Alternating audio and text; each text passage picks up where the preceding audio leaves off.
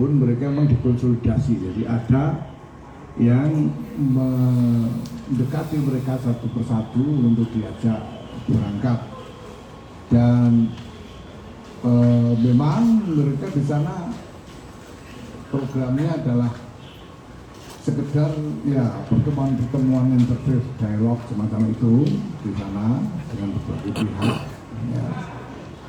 Katanya tanpa agenda pertemuan dengan Presiden Israel sebelumnya, dan itu mendadak diadakan di sana.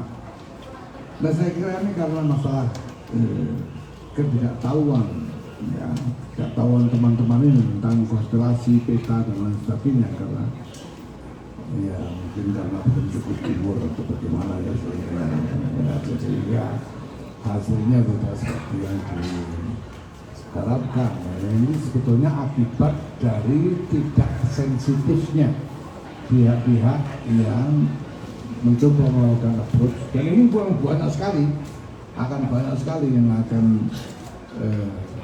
berupaya untuk menyeret NU ke berbagai agenda politik internasional, itu akan banyak sekali, dan ini sudah kita perhitungkan sejak awal bahwa kita menyusun satu set aturan yang bisa mencegah ini. Maka kepada semua kader dan warga kita minta untuk berhati-hati dalam hal ini ya. Saya kira itu ya. Soal sanksi nanti kita serahkan, ini misalnya dari jelas dari NU DKI akan melakukan proses ya, termasuk dalam soal tadi itu keterlibatan LBM NU DKI tadi akan diproses dan akan diberi sanksi. Kita aturan kita sudah cukup jelas dan rinci ya mengenai kesalahan dan sanksi ini. Ya, kalau bisa dikatakan ya bahwa mereka tahu tidak tahu mereka telah melanggar satu aturan bahwa semua engagement internasional harus melalui PBNU. Mereka tidak melakukan itu. Nah, ini nanti akan diproses, termasuk Rusia ini sudah menjadwalkan bahkan sidang etik untuk komite etik untuk itu, begitu juga Pak Garusa dan Partai NU. Tapi ala kulli hal ya, apapun yang terjadi, saya sebagai ketua umum PBNU saya mohon maaf atas kesalahan yang dibuat oleh teman-teman ini, dan ya saya juga memohonkan maaf untuk mereka kepada masyarakat luas ya, mudah-mudahan bersedia memaafkan dan mudah-mudahan tidak berulang kembali.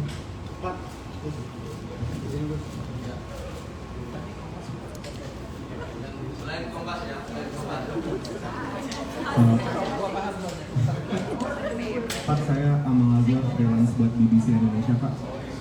Pertama yang mau saya tanyakan, sebenarnya kan dari sisi ada video juga yang dari salah satu dari mereka ini, dan di sana mereka menyebut bahwa mereka adalah bagian dari aliansi dan memang menyebutkan nama NU gitu. Yang saya ingin tanyakan, Pak, ini kan sebetulnya bukan pertama kalinya kan Pak tokoh besar NU bertemu dengan pihak sana gitu, dan bahkan di pidato orang itu dia juga menyebutkan ini gitu, salah satunya Pak Gus Dur ketemu Simon Taras misalnya gitu. Yang saya tanyakan, kenapa ini begitu dibesar-besarannya Pak gitu? Apakah mungkin ada semacam pengalihan isu, mungkin karena apa satunya ini tambang mungkin itu sih Pak yang mau saya tanyakan Pak. Ya, pertama kalau dari segi status memang kurang lebih sama. Dari segi status kurang lebih sama. Saya juga ke Israel atas nama pribadi dan saya mempertanggungjawabkannya secara pribadi. Dan kalau saya waktu saya ke sana saya tidak pernah menyebut NU, tidak pernah ya, kecuali Gus Dur yang saya katakan sebagai guru saya dan inspirator saya. Tapi segala sesuatunya saya pertanggungjawabkan secara pribadi. Nah, memang ada perbedaan-perbedaan. Misalnya bahwa pertama, Gus Dur sebelum melakukan engagement ke Israel, beliau melakukan konsolidasi terlebih dahulu. Beliau datang kepada kiai-kiai, ya, untuk berbicara dengan kiai-kiai mengenai masalah ini. dan upaya peluang yang sudah dilakukan dan sebagainya, sehingga kemudian kiai-kiai itu merestui keberangkatan beliau. Sesudah beliau juga kembali bicara kepada kiai-kiai yang ini yang mungkin jarang diketahui oleh masyarakat luar ya.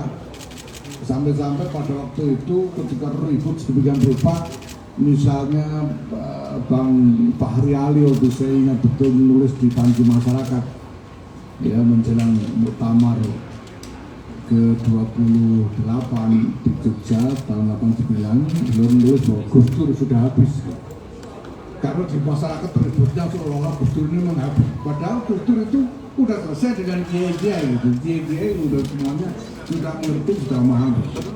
Nah saya juga begitu, saya sudah sampaikan juga waktu itu bahwa sebelum berangkat saya soal ke sana kemarin, bahkan saya waktu itu beri syarat kepada yang mengundang, mereka harus ada yang mau saya ajak untuk ketemu kiai saya, dan saya ajak salah seorang tokoh Yahudi untuk bertemu dengan Kiai Mainun Jubair, dialog lama sekali sampai 4 jam dengan Kiai Musawabusi dan lain-lain. Saya juga sebelumnya saya temui Kiai Ma'ruf Amin, Roisam, Kiai Said Agus Ketua Umum waktu itu. Saya sampaikan dan saya katakan dengan ini saya akan berjalan atas tanpa berwadi. Jadi nanti kalau ditanya bagaimana jangan diakui saja, pokoknya saya pribadi. Dan kemudian pulang juga saya lapor kepada semuanya, sambil kepada publik saya bertanggungjawabkan secara pribadi. Nah mungkin perbedaan yang lain adalah soal strategic maneuvering. Gus Dur soal manuver strategis yang dilakukan. Gus Dur kan datang ke sana nggak asal datang untuk sekedar acara ketemuan dengan orang ini orang itu, tapi ada engagement strategis. Sehingga misalnya kenapa sih Bang Fares? Kenapa bukan yang lain? Kenapa bukan Sak Sabir misalnya? Dan lain sebagainya. Ini soal strategik engagement. Karena Gus Dur tahu betul di sana itu isinya apa aja dan harus engage dengan yang mana, dan tahu betul gitu. Dan ini yang sebetulnya saya contoh, saya juga seperti itu. Saya bahkan melakukan konsolidasi lebih luas sampai ke Amerika dan Eropa, sehingga engagement saya waktu di sana ini betul-betul bukan hanya sekedar hadir untuk acara ini itu, tapi betul-betul engagement strategis dengan jaringan global yang signifikan. Nah, maka ini tidak bisa asal-asal, tidak bisa asal. Nah, dari ini maka kita, saya katakan kepada ini teman-teman dari pimpinan lembaga ini, sampaikan kepada teman-teman yang berangkat ini urusan pribadi mereka. Silakan pertanggungjawabkan secara pribadi di hadapan publik. Seperti Gus Dur dulu juga mempertanggungjawabkan secara pribadi, walaupun beliau ketua umum, saya sendiri juga mempertanggungjawabkan secara pribadi. Karena lembaga organisasi tidak terlibat dalam inisiatif ini. Walaupun sekali lagi saya sebagai ketua umum mohon maaf, karena apapun juga ini anak-anak ini anak saya sebenarnya juga kasihan. Saya juga salah itu tidak nanya dulu, banyak dulu gitu. Nah, tapi itu masih. Ya, betul.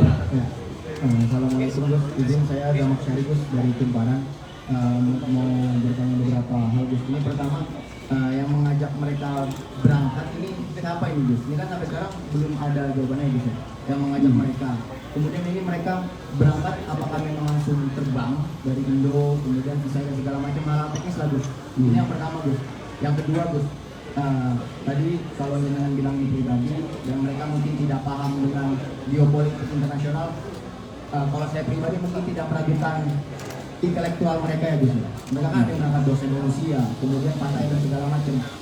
Ini apakah ada misi-misi tertentu Gus yang dibawa oleh? Nah tadi kan panjenengan juga sebenarnya menyinggung. Yang artinya apakah ini mereka kemudian menjadi misionaris, bahasanya misionaris, kemudian menyebarkan, termasuk memberikan pemahaman itu kepada kader-kader NU, apalagi ini kan dosen, ada dosen Rusia, kemudian ada pengurus-pengurus PWNU. Nah ini apakah nantinya ada dugaan ke arah sana, kemudian bagaimana Gus PBNU mencegah agar tidak terjadi lagi hal demikian? Terima kasih Gus.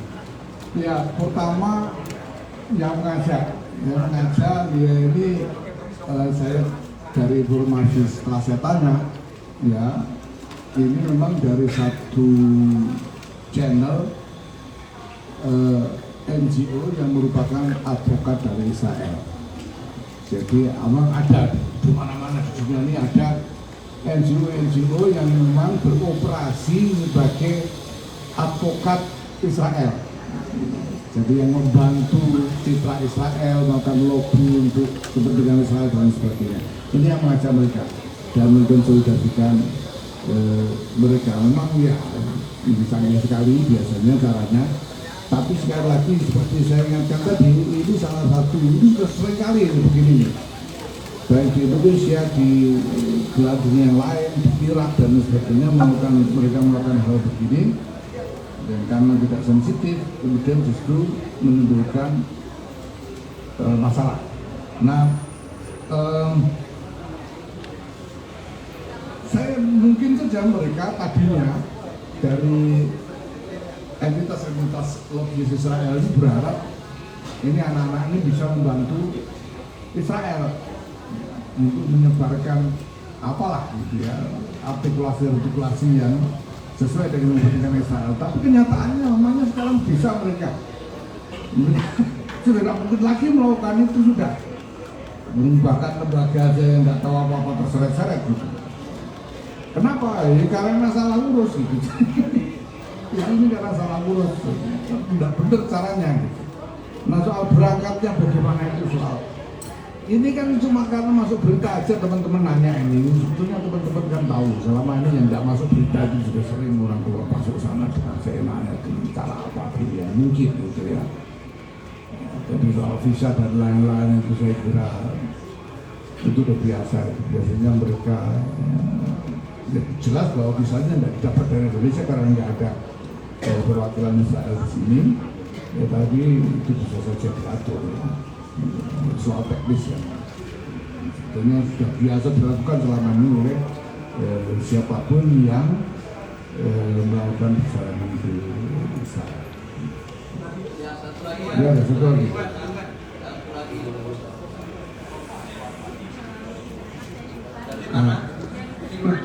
Itu dulu. Saya Siva dari TV1news.com. Izin bertanya tadi kan di sini terkait dialog dialog.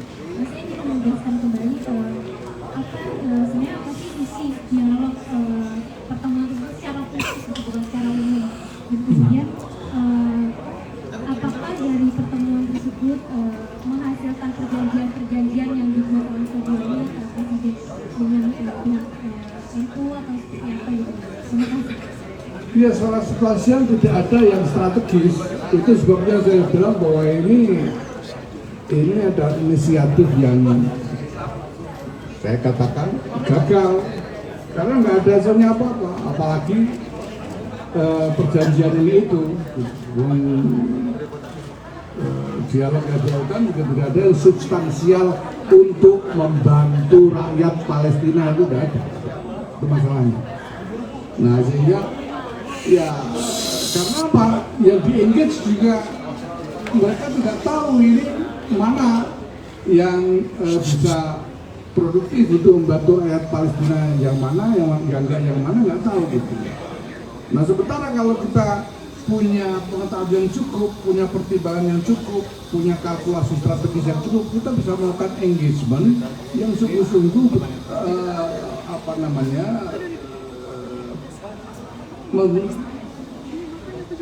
membuat real achievement, membuat kemajuan yang nyata. Misalnya kemarin waktu kita bikin forum R20 di Bali bersamaan dengan G20 ya, ini PBNU mengundang tokoh-tokoh Yahudi juga, rabi-rabi Yahudi. Itu ada 3 orang yang kita minta untuk menjadi pembicara. Ada Rabbi Alan Brill dan Rabbi Art Green dari Amerika Serikat, dan juga Rabbi Silvina Shimeng dari Argentina. Kenapa mereka kita undang? Mereka ini adalah tokoh-tokoh dari gerakan yang menyebut dirinya sebagai gerakan Masorti di lingkungan Yahudi yang menyerukan rekontekstualisasi ajaran-ajaran Yahudi yang selama ini menghalangi perdamaian. Seperti misalnya ajaran yang menyatakan bahwa martabat non-Yahudi tidak setara dengan Yahudi. Misalnya itu kan ada ajaran seperti itu dalam agama Yahudi, dan gerakan Masorti yang aktivisnya adalah 3 orang rabbi itu menyerukan untuk merekontekstualisasi, bahkan merelinquish, mencabut norma-norma itu digantikan dengan norma yang lebih mendorong perdamaian. Dan mereka bicara tentang itu di dalam forum R20 dan memberikan dokumen lengkap tentang elaborasi mereka tentang masalah-masalah itu. Ini strategi sekali. Ya karena kenapa? Bahkan di masyarakat barat pada umumnya ini adalah hal yang sama sekali tidak diketahui. Jadi orang-orang Kristen misalnya ya di Amerika tidak tahu bahwa mereka itu martabatnya lebih rendah dari Yahudi, itu tidak tahu mereka.